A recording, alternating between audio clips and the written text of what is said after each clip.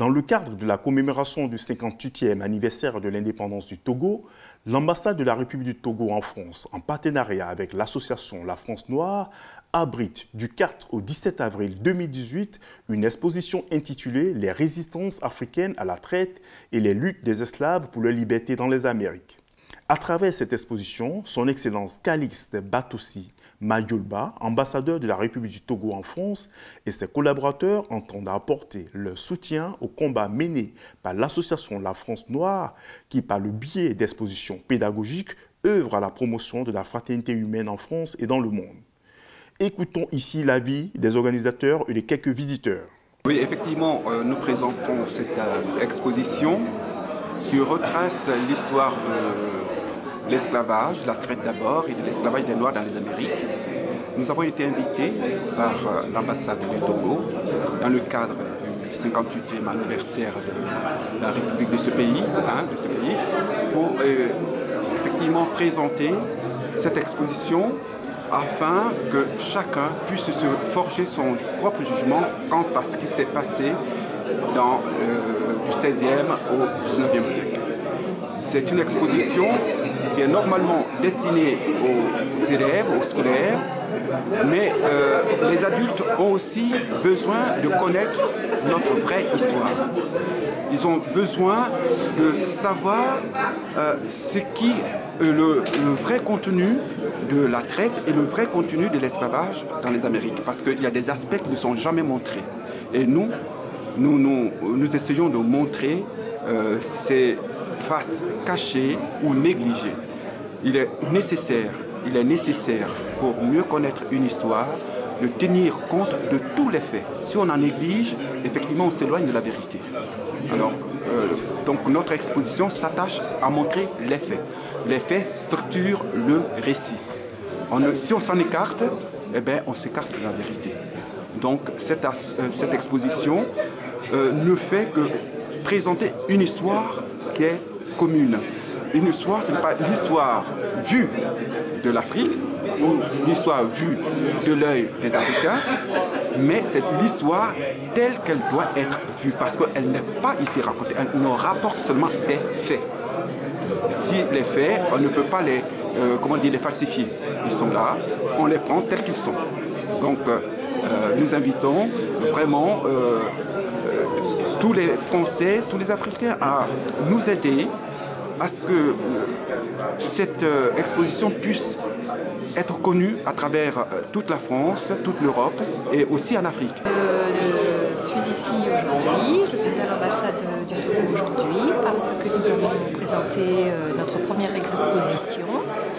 Nous sommes une jeune association qui intervient dans les établissements scolaires, qui intervient dans les ambassades maintenant, dans différents lieux, des forums sur la citoyenneté au niveau des jeunes.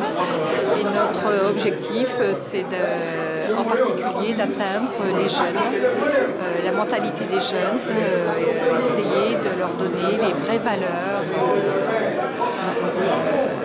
de notre association.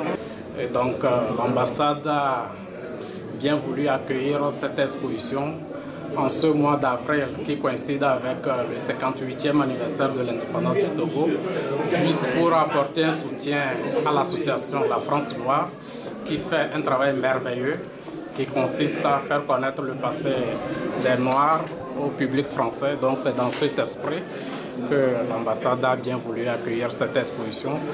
Et l'esprit même du travail que mène l'association La France Noire, c'est de promouvoir la fraternité et lutter contre le mépris qui règne souvent dans nos sociétés. Et bon, donc, en un mot, c'est pour promouvoir la cohésion entre les Noirs et les Blancs, ici et partout ailleurs. Voilà, c'est les jours de l'indépendance où on fête l'indépendance du Togo, mais en même temps, il y a eu l'exposition, les artistes qui ont exposé l'esclavage des Noirs, l'abolition des Noirs. Donc c'est pour cela qu'on était là. Donc on était avec l'association, le président des Noirs, donc l'association des Noirs à Paris ou en France. L'association La France Noire a été créée en mai 2015 pour promouvoir justement la contribution des Noirs à l'histoire de France. De nombreux collèges et lycées des départements de Lyon, de la Côte d'Or, de l'Aube, du Loiret, de la Seine-et-Marne ont été informés de l'existence de cette exposition et peuvent l'en prêter tout en bénéficiant de la visite d'un intervenant.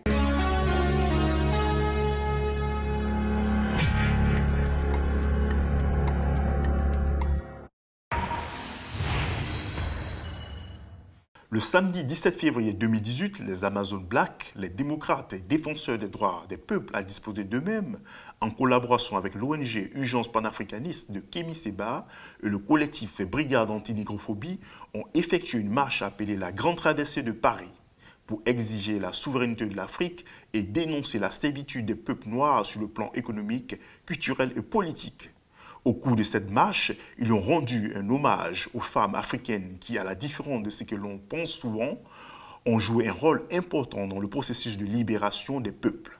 Rappelons que la marche de Grand Bassam, Côte d'Ivoire, le 24 décembre 1949, où un groupe de femmes d'Abidjan, à la suite de l'incarcération de leur époux par le pouvoir colonial pour leur opinion politique, ont décidé de marcher sur Grand Bassam pour obtenir leur libération et pour se soulever contre le colonialisme.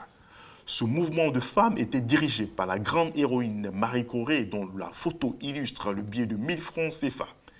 Elles ont ensuite émis une série de revendications, à savoir la fin des accords de défense qui provoquent les guerres et les désolations en Afrique, la souveraineté monétaire, à savoir non au franc CFA, le départ des bases militaires françaises et américaines, la fin des accords de partenariat économique qui ne profitent qu'à l'Occident.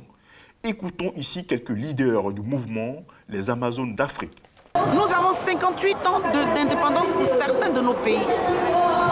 Mais la France continue d'être toujours le chaperon, continue toujours de nous chaperonner, comme si nous étions des gamins, comme si nos chefs d'État n'étaient pas capables de diriger et de gouverner nos pays.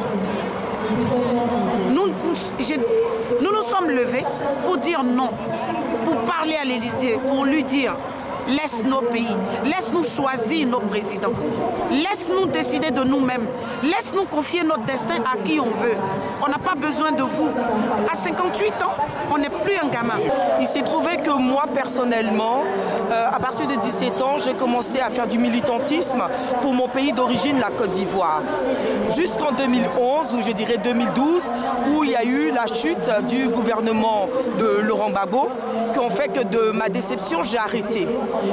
Je me suis contentée de rester à la maison, même si je continuais à parler de tout ce qui conditionnait l'Afrique aux personnes qui m'entouraient.